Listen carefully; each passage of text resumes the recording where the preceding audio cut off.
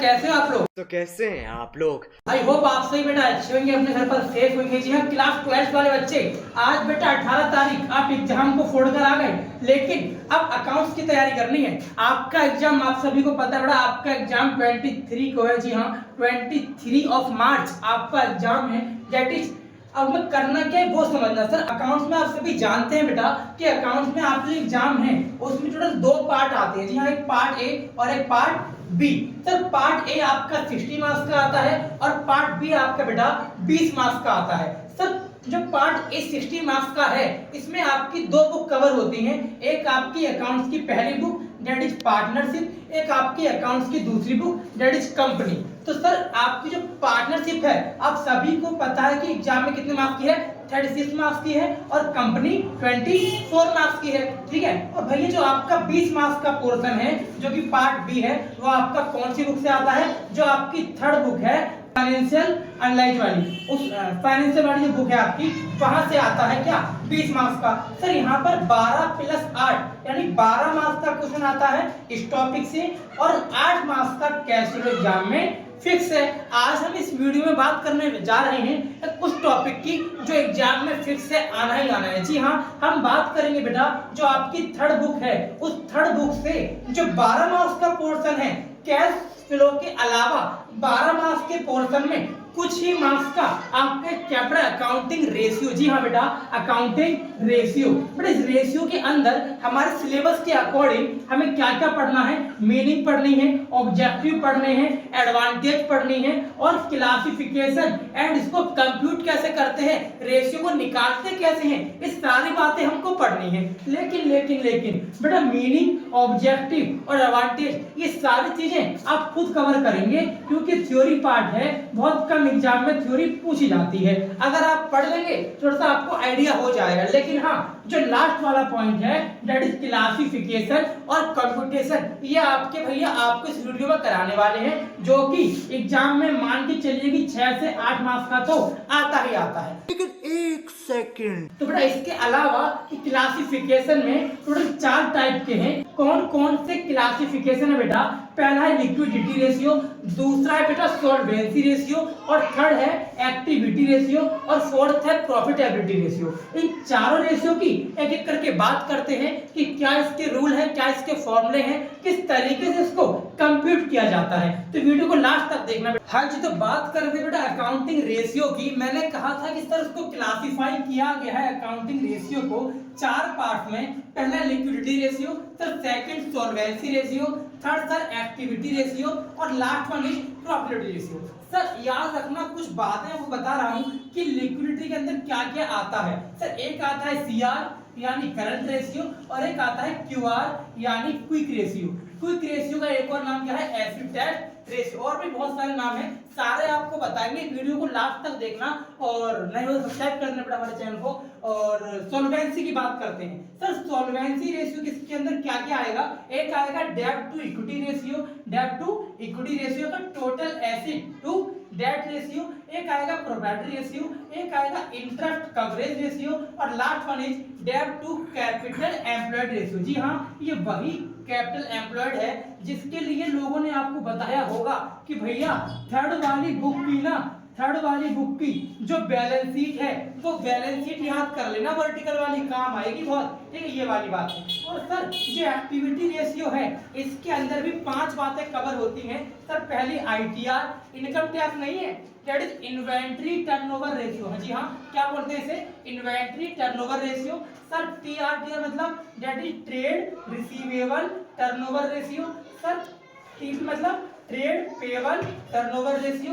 Sir FATR that is fixed asset turnover ratio और last one is net asset turnover ratio और सबसे last में working capital turnover ratio. जी हाँ बेटा, एक्टिविटी रेशियो के अंदर नॉर्मली टर्नओवर रेशियो को शामिल किया जाता है और एक्टिविटी रेशियो को आप टर्नओवर रेशियो भी बोल सकते हैं। जी हाँ, अलग अलग राइटर ने अलग नाम दे रखे हैं और ऐसा मत समझना ये चैप्टर केवल 12 तक काम आएगा। अगर गलती से आप लोगों ने बीकॉम करने की कोशिश कर ली तो भैया बीकॉम के अंदर क्या होगा पता है? ये चैप्टर फिर से देखने को मिलेगा। याद रखना हमारी 12th की अकाउंटेंसी, 12th की अकाउंट ये कहना चाहती है कि साल बदलेगा, वक्त भी बदलेगा, कोर्स का नाम भी बदलेगा, चैप्टर का नाम तक बदलेगा, लेकिन टॉपिक नहीं बदलेगा। टॉपिक भाई सेम रहेगा जो आज हम पढ़ रहे हैं। जी हाँ, ये सभी टॉपिक हम बच्चों को बीकॉम में पढ़ाते हैं, एफएम के अंदर। जी हाँ, दैट इज फाइनेंशियल मैनेजमेंट के अंदर इस सेम टॉपिक पढ़ते हैं। चाहे आप बीकॉम करो, चाहे सीए, चाहे सीएमए, चाहे सीएस, हर कोर्स के अंदर आपको टॉपिक देखने को मिलेगा। इसीलिए इस वीडियो को लास्ट तक देखना बेटा। बात करते हैं लास्ट रेशियो की। इस रेशियो के अंदर टोटल 5 पॉइंट कवर होते हैं। एक है जीपीआर मतलब ग्रॉस प्रॉफिट रेशियो, भैया एक है ओआर मतलब ऑपरेटिंग रेशियो, और सर एक है ओपीआर यानी कि ऑपरेटिंग प्रॉफिट रेशियो, और सबसे लास्ट में क्या है एनपीआर मतलब नेट प्रॉफिट रेशियो, और सबसे लास्ट में return on investment that is ROI. जी हाँ, ये 5 जो फॉर्मूले आपके यहाँ पढ़ने वाले हैं आप, ये इस वाले फॉर्मूले के हैं, इस वाले रेशियो के हैं। टर्नओवर वाले जितने भी हैं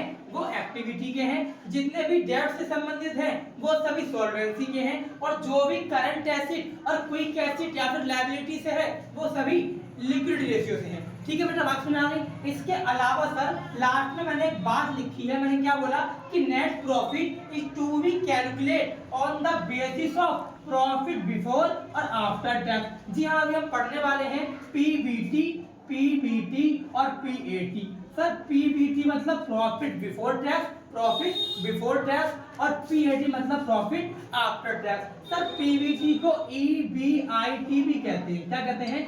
ईबीआईटी। हाँ जी बेटा, तो बात करते हैं इस चैप्टर में बेसिक फॉर्मूले बेटा कौन कौन से हैं। जी हाँ, इस चैप्टर में कुछ बेसिक फॉर्मूले हैं जो आपने बचपन में, मेरा मतलब क्लास 11th में आप पढ़ के आ चुके हैं। बेटा सुनना ध्यान से, फॉर्मूले है क्या। सर ये आपने बचपन में पढ़ा था, याद है आपको? यही फॉर्मूला आपने क्लास 11th के चैप्टर 5 में पढ़ा था, दैट इज अकाउंटिंग इक्वेशन में पढ़ा था। सर क्या था फॉर्मूला?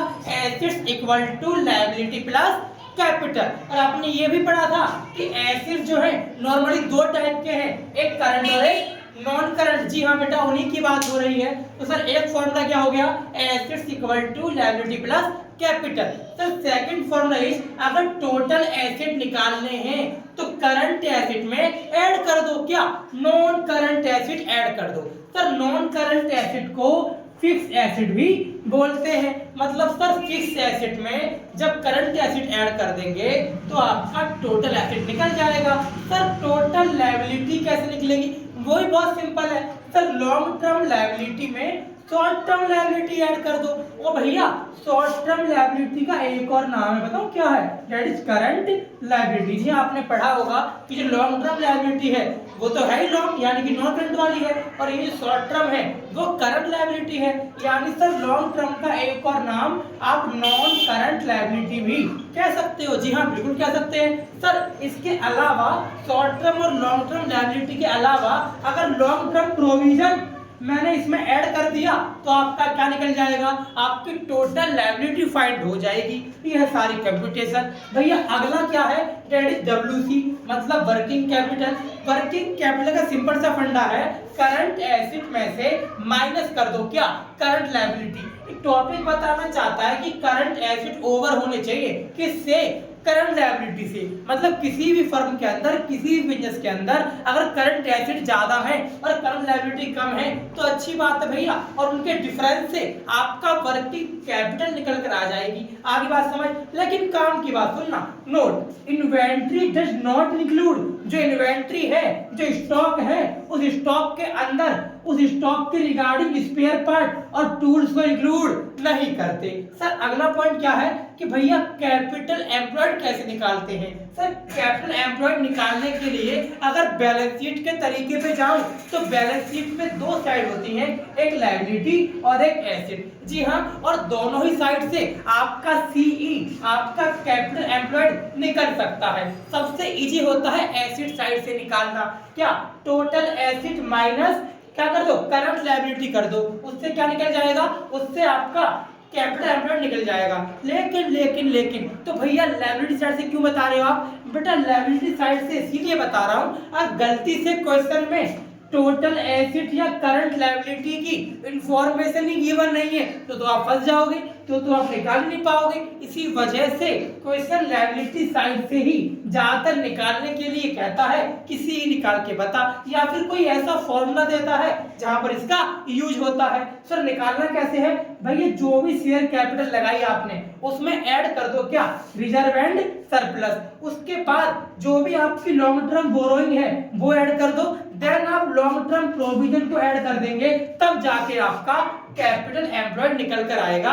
यह है लायबिलिटी साइड मेथड। एक है बेटा एसेट साइड मेथड, जो मैंने आपको बता दिया, टोटल एसेट में से माइनस कर देंगे क्या, करंट लायबिलिटी, जिससे आपका क्या निकल जाएगा, दैट इज सीई, यानी कि बेटा कैपिटल एम्प्लॉयड निकल जाएगा। नेक्स्ट मूव करते हैं नेक्स्ट टॉपिक पे, जो मैंने आपको कहा था कि टोटल 4 टॉपिक होने वाले, टोटल 4 तरह के रेशियो आने वाले हैं इस चैप्टर के अंदर। तो फर्स्ट रेशियो क्या था बेटा, फर्स्ट था लिक्विड रेशियो।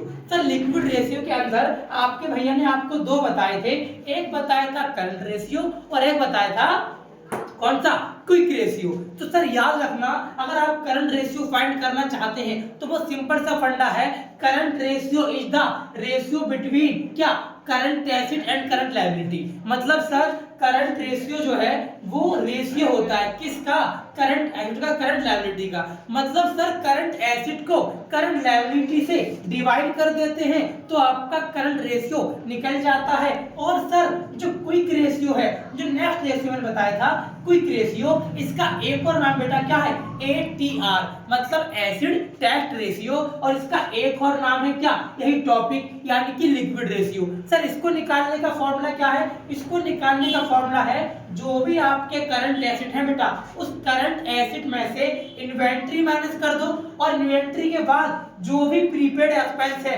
वो माइनस कर दो। ये माइनस करने के बाद डिवाइड किससे करना, इसी से जो आपने ऊपर करंट लायबिलिटी से डिवाइड किया था, सेम चीज आपको क्विक रेशियो में भी करनी है। इससे आपका क्या निकल जाएगा, करंट रेशियो और क्विक रेशियो निकल जाएगा। नाउ मूव करते हैं बेटा सेकंड पार्ट की तरफ।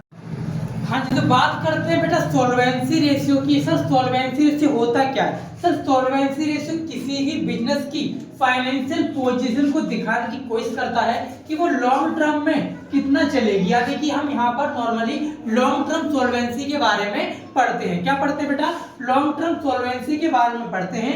Solvency ratio is calculate to जज the long term financial position of the business. Sir solvency के अंदर बहुत सारे आते हैं, मैंने आपको बताया था अभी। बात करते हैं फर्स्ट टॉपिक की, that is debt to equity ratio. होता क्या है, सर नाम से पता चल रहा है डेट टू इक्विटी, मतलब डेट अपॉन में इक्विटी। जी हाँ, ये फॉर्मूला है बेटा। क्या है सर फॉर्मूला, डेट अपॉन में इक्विटी। बड़ा याद रखना, डेट को हम लॉन्ग टर्म लायबिलिटी भी बोलते हैं। क्या बोला मैंने, डेट को लॉन्ग टर्म लायबिलिटी भी कहते हैं, और अपॉन में इक्विटी।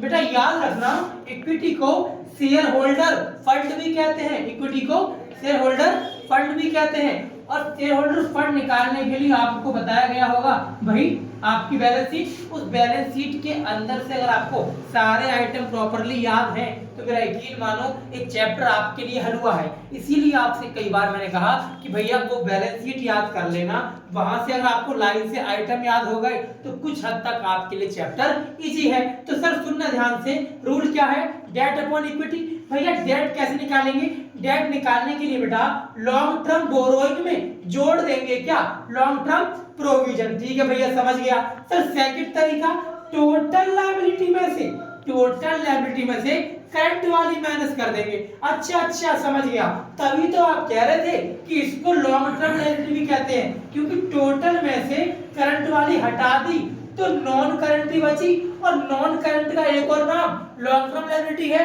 और लॉन्ग टर्म लायबिलिटी को डेट भी कहते हैं। यानी ले दे के डेट निकालने के इतने तरीके आपने बता दिए। ठीक है जी। अब भैया इक्विटी कैसे निकालेंगे, सर इक्विटी का एक और नाम क्या है, शेयर होल्डर फंड। भैया इसे निकालने के लिए शेयर कैपिटल में रिजर्व एंड सरप्लस को जोड़ दो। सर शेयर कैपिटल में रिजर्व एंड सरप्लस जोड़ने से जो भी निकल के आएगा उसी को इक्विटी कहा जाता है। सर इसके अलावा इसका सेकंड तरीका क्या है बेटा, टोटल एसेट में से माइनस कर देना क्या, टोटल डेट। जी हाँ, टोटल एसेट में से टोटल डेट माइनस कर देंगे तो आपका इक्विटी निकल कर आ जाएगा। ठीक है भैया, समझ गया।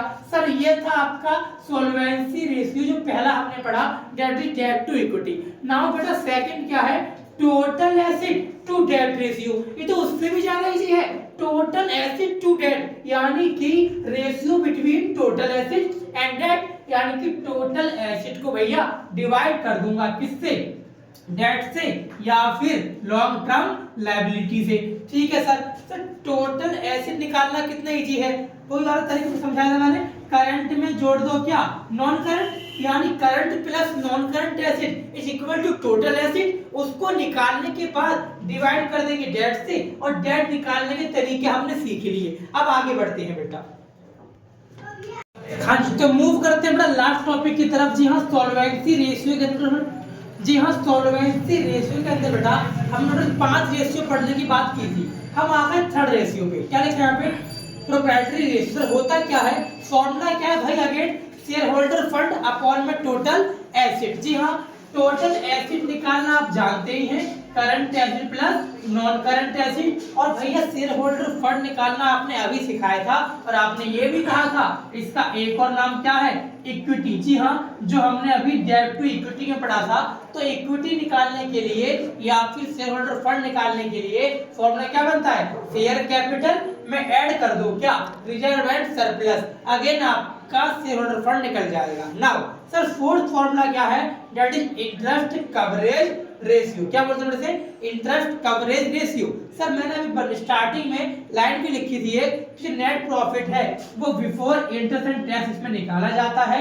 और हाँ, इसका रूल क्या है, रूल है कि net profit before interest and tax को डिवाइड कर देते हैं किससे, interest on long term borrowing से डिवाइड कर देते हैं, तब जाके हमारा क्या निकलता है, ICR मतलब इंटरेस्ट कवरेज रेशियो निकलता है। और भैया ये तो बताओ net profit before interest and tax कैसे निकालेंगे, बहुत सिंपल है बेटा, PAT में से प्रॉफिट आफ्टर टैक्स में से क्या कर दो सर, टैक्स को भी ऐड कर दो, उल्टा जाएंगे ना, उल्टा जाने के लिए टैक्स को भी ऐड कर दो और टैक्स के साथ साथ इंटरेस्ट को भी ऐड कर दो।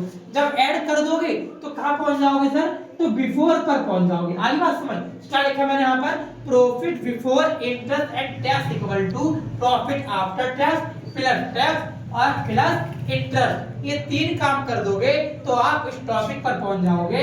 देन इसको डिवाइड कर देना किससे, interest on long term borrowing से। नाउ बेटा last formula that is debt to capital employed ratio. Sir इसमें क्या होता है भैया, debt to capital employed ratio में रूल भाई है क्या, डेट टू CE, यानी फॉर्मूला क्या बना, डेट अपॉन में कैपिटल एम्प्लॉयड, जिसका रूल क्या है, लॉन्ग, जो कि हमने अभी बताया था आपको कि डेट का एक और नाम क्या है, लॉन्ग टर्म लायबिलिटी। और निकालना आप इसे जानते ही हैं, लेकिन फिर से मैंने फिर भी लिख दिया फॉर्मूला कि सर CE निकालने के लिए share holder fund plus long term liability कर देंगे। इसके अलावा स्टार्टिंग में मैंने आपको इसके दोनों तरीके बताए थे कि एसेट से कैसे निकालेंगे और लायबिलिटी से कैसे निकालेंगे। तो बेटा इस वीडियो के अंदर हमने 2 रेशियो कवर कर लिए, जो बाकी के 2 रेशियो बचे हैं, एक टर्नओवर वाला यानी कि एक्टिविटी वाला और एक प्रॉफिटेबिलिटी वाला। सर ये 2 रेशियो को हम पार्ट 2 में कवर करेंगे। आई होप आपकी वीडियो पसंद आई होगी, तो वीडियो को लाइक करना मत भूलना। मिलते हैं नेक्स्ट वीडियो में, थैंक यू सो मच। अब तुम लोग गलती से अगर नए हो तो सब्सक्राइब करो, वो जो लाल वाला बटन है उस पर अपने जीजा जी फेंक के मारो या फूफा जी, मुझे नहीं पता, बस क्लिक हो जाना चाहिए।